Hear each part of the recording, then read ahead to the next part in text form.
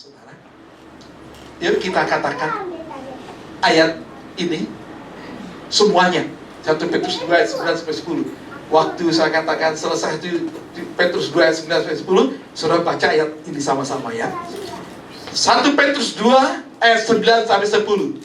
Tetapi kamulah bangsa yang terpilih, imamat yang rajani, bangsa yang kudus, kepunyaan Allah sendiri, supaya kamu memberitakan perbuatan-perbuatan yang besar dari Dia, yang telah memanggil kamu keluar dari kegelapan kepada terangnya yang ajaib.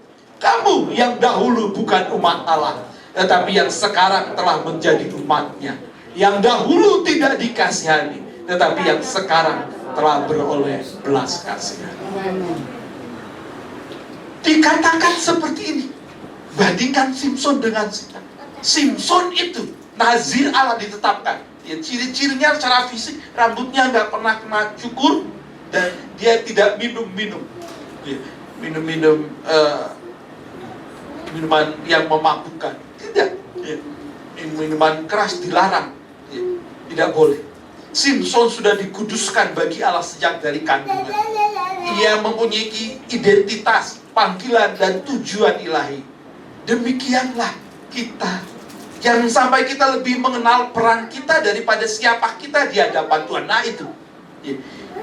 Yang dialami oleh Simson adalah dia sedikit demi sedikit melupakan jati dirinya. Dalam biografinya, dari ayat 13 sampai pasal 13 sampai pasal 15 tercatat. Ya, nanti kita poin kedua kita akan lihat bagaimana dia melupakan jati dirinya. Supaya kita merdeka dari kekhawatiran, ingat siapa kita sebenarnya. Amin, amin, amin. Waktu kita lupa siapa kita sebenarnya, kita akan mudah dijajah oleh kekhawatiran. Kita anak Tuhan, kita milik Tuhan, umat tebusannya sendiri. Amin. Jelas di situ. Itu kita. Waktu kita lupa ini, kekhawatiran yang datang itu bisa mengendalikan hidup kita, menjadi tuan dalam hidup kita. Khawatir, takut, cemas. Sebabnya kita harus deklarasikan sekali lagi dengan mengaplikasikan ayat ini dalam kita. Ya. Jadi begini bunyinya. Tetapi akulah bangsa yang terpilih. Amin. Imamat yang rajani, bangsa yang kudus, umat kepunyaan Allah sendiri. Supaya aku memberitakan perbuatan-perbuatan yang besar dari Dia, yang telah memanggil aku keluar dari kegelapan kepada terangnya yang ajaib. Aku yang dahulu bukan umat Allah, tetapi yang sekarang telah menjadi umat-Nya, yang dahulu tidak dikasihani, tetapi yang sekarang telah beroleh belas kasihan. Amin, amin. Itu menerapkan langsung kebenaran firman Tuhan dalam diri kita. Amin. Amin. Itu langsung diterapkan. Coba ya kita baca sekali lagi. Angkat tangan saudara. Kata kamu ganti aku. Lakukan dengan iman. Yes. Agar kita tidak diperbudak Amin, amin. oleh segala bentuk kekhawatiran. Amin, amin. 1 Petrus 2 ayat 9 sampai 10. Tetapi akulah bangsa yang terpilih, imamat yang rajani, bangsa yang kudus, umat kepunyaan Allah sendiri, supaya aku memberitakan perbuatan-perbuatan yang besar dari Dia, yang telah memanggil aku keluar dari kegelapan kepada terangnya yang ajaib. Aku yang dahulu bukan umat Allah, tapi yang sekarang telah menjadi umat-Nya, yang dahulu tidak dikasihani, tetapi yang sekarang telah beroleh belas kasihan. Yang percaya katakan Amin. seperti itu. Haleluya. Aku milik Tuhan. Amin. Identitasku ada di dalam Kristus. Ya, amin. Yang kedua, jangan biarkan kekecewaan menjadi kepahitan. Hakim-Hakim pasal 14 ayat 15 mencatat di sana kemunduran dari Simson. Ia kecewa ketika ia ditolak oleh bangsanya sendiri. Ayat 14 sampai 19, bahkan ia ditolak, salah. Dia lupakan jati dirinya, yaitu orang Israel. Tidak boleh ambil istri dari bukan orang Israel. Dia lupa itu. Diambil itu. Orang tuanya juga nggak kekeh lagi. Dipengaruhi, ya sudah akhirnya menikah oleh wanita dari Timnah. Itu orang Filistin, bangsa penjajah itu sendiri. Kemudian dia akhirnya dicemooh sendiri oleh bangsanya dan dicemooh sendiri oleh penjajahnya. Dipermainkan Simson itu. Diajak pesta oleh orang-orang Filistin. Itu yang terjadi. Dia kecewa. Dia jalan kemana, ada singa. Dia memang bisa mengalahkan singa itu. Itu awalnya dia berani, tapi kemudian ketika dosa oleh sedikit-sedikit membuat dia jauh dan lupakan jati dirinya. Ia dikuasai kekecewaan. Ketika sedang pesta bersama orang-orang pesta, padahal nggak boleh minum anggur. Dia minum. Kemudian di situ ditantang oleh orang-orang Filistin. Kemudian teka-teki Simson ada di situ. Kemudian ketika teka-tekinya dijawab, dia kecewa kepada orang-orang Filistin. Memang dia bisa kemudian membunuh orang Filistin, tentara Filistin, pembesar-pembesar Filistin, dan ambil jubahnya dan dibagikan kepada orang-orang yang teman pestanya itu. Lalu ketika dia pulang, istrinya diambil oleh orang lain. Orang tuanya menyerahkan, habis kamu pergi sih, nggak pulang-pulang. Marah, kecewa Simson. Dia pergi ke ladang orang Filistin. Dia tangkap itu serigala-serigala, lalu kemudian ekornya diikat, dikasih obor, lalu dilepaskan di ladang-ladang gandum bangsa Filistin. Kebakaran melanda. Dia bisa lakukan itu, tapi dia lakukan itu karena kekecewaan. Simson sering kecewa. Hubungan yang ditolak, pengkhianatan, konflik dengan orang Filistin. Kekecewaan yang disimpan dapat berubah menjadi kemarahan dan keinginan untuk membalas. Jangan biarkan orang yang mengecewakan kita tinggal gratis di hati kita. Benar. Jangan biarkan. Efesus 4 ayat 31 sampai 32. Segala kepahitan, kegeraman, kemarahan, pertikaian, dan fitnah hendaklah dibuang dari antara kamu. Demikian pula segala kejahatan. Amin. Itu urutannya begitu: kepahitan, kegeraman, kemarahan, pertikaian. Itu terjadi. Lalu kemudian fitnah, berita-berita viral kemudian terjadi. Berita-berita hoax, fitnah, itu yang terjadi. Terjadilah kejahatan.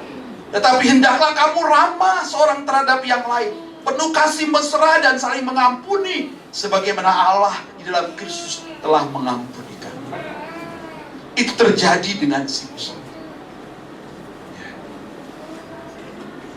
Serahkanlah luka dan kecewa kepada Tuhan. Ia yang akan memulihkan. Amin. Yang ketiga, jangan bermain-main dengan dosa. Hakim-Hakim 16 ayat 4 sampai 21 mencatat itu. Ya. Ketika Simson di Gaza, perempuan sundal di sana, ya. Dan terus ya, dia biarkan itu sampai ketemu dengan Delila ayat 4. Ya. Ketemu di sana. Dan akhirnya lewat Delilah dia kejebak. Dia bermain-main dengan dosa. Delilah tanya, rahasia kekuatanmu apa? Nggak dikasih tahu. Tapi karena merengek-rengek, dikasih tahu juga. Oh, kalau engkau jalin 7 rambutku ini, kemudian dipatok dengan kayu yang baru, maka hilang kekuatan. Kalau engkau ikat tanganku dengan tali yang baru dibuat, ya, maka hilang kekuatan. Itu bohong gitu, ya. Tunjukkan itu lama karena dia tetap sama Delilah terus. Dia berdosa loh di sana. Akhirnya tidak tahan hatinya. Dicatat di dalam Hakim-Hakim pasal yang ke-16. Ia tidak tahan hatinya. Lalu ia menceritakan. Dia menceritakan semua rahasia. Dan akhirnya membuat kepalanya dibotakin dan hilang kekuatan. Bagaimana ya? Tidurnya kayak apa ya? Tidur sampai rambut dibotakin itu nggak bangun-bangun ya? Terus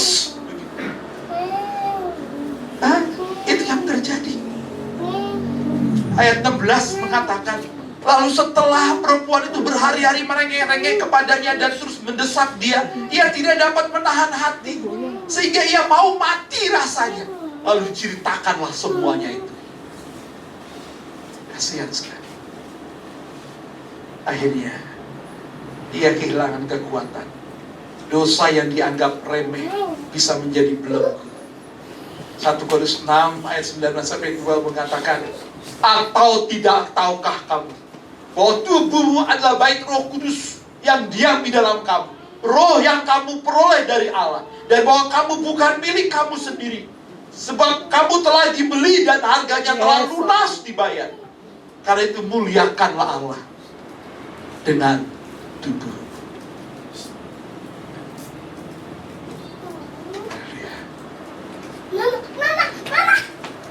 Jangan bermain-main dengan dosa. Sifat dosa itu terus menggerogoti. Berulang saya katakan,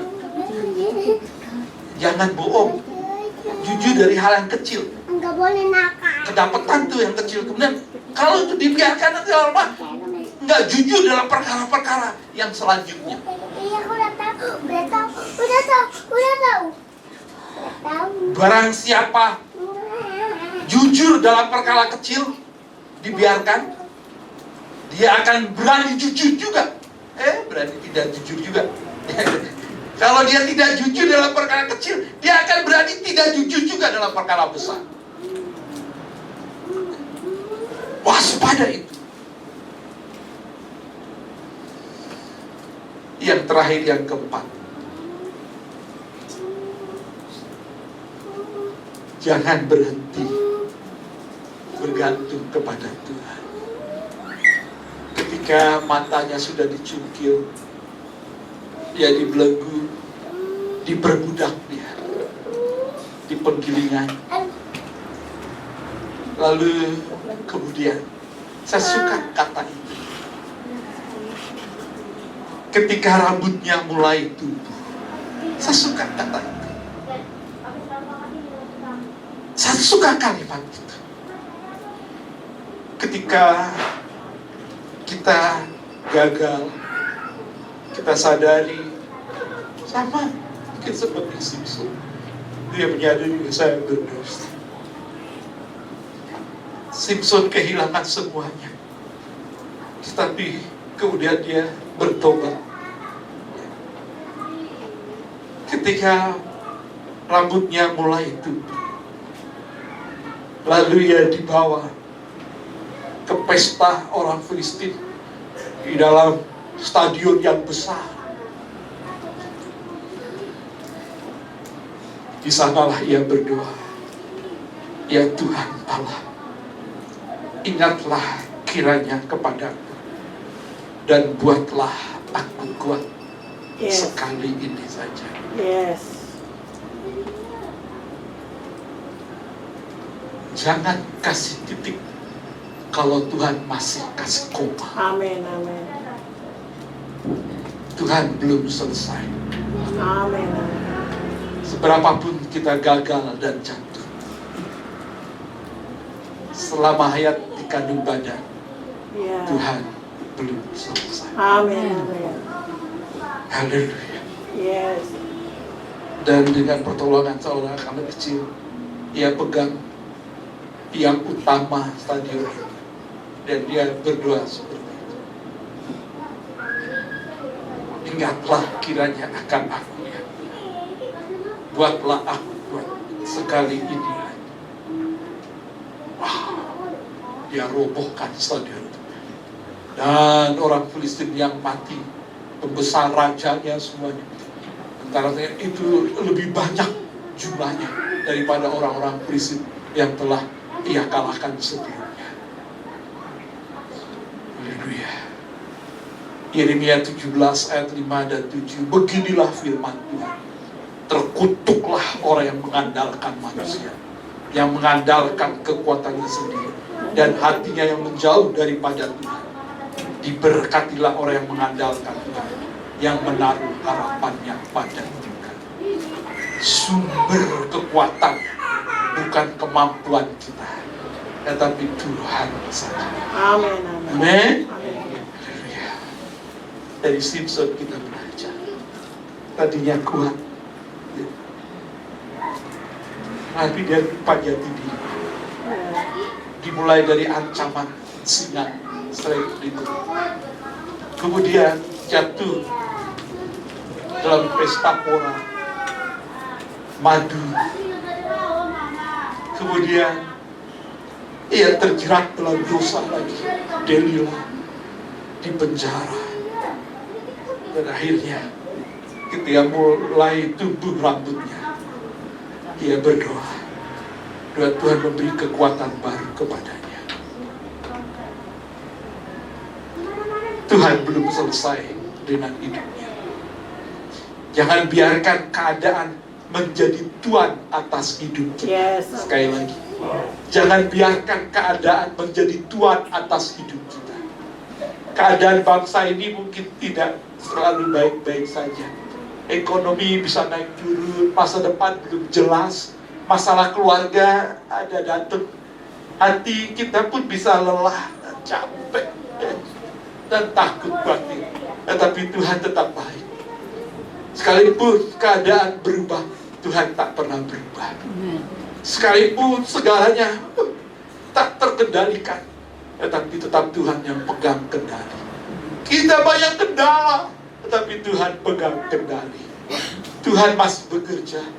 Tuhan memegang masa depan kita. Tuhan adalah sumber pertolongan kita. Berkali-kali Engkau menolong. Tuhan setia hari ini, esok dan selamanya. Amin. Dia belum selesai dengan hidup kita. Sebenarnya nggak mudah siapin khotbah ini, karena sedang mengalami hal seperti ini. Tapi ini harus disampaikan, mengalir dari hati yang juga berjuang dalam situasi seperti ini. Haleluya. Haleluya. Slide terakhir terhubung dengan Indonesia. Maka aku tidak akan hidup sebagai budak kekhawatiran lagi. Aku tidak akan menyimpan kepahitan lagi. Aku tidak mau bermain-main dengan dosa lagi. Aku tidak mau mengandalkan kekuatan diriku sendiri. Tetapi aku akan mengingat jati diriku dalam Tuhan. Aku menyerahkan segala luka dan kecewa kepadanya. Hidup kudus dan menjauhi segala dosa. Bergantung sepenuh kepada Tuhan. Merdeka dari kekhawatiran. Yes, amin. Merdeka dalam Kristus. Amin, amin, amin. Kita berdoa. Siarala, yarala, yarala. Saudara, dalam situasi yang seperti ini, Siarala, yarala, yarala. Hari ini pandang kepada Tuhan. Yarala, yarala, yarala. Haleluya.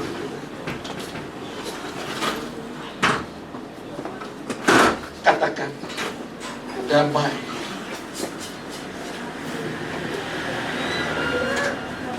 Damai memenuhi hati dan pikiran. Mari kita berdiri, katakan.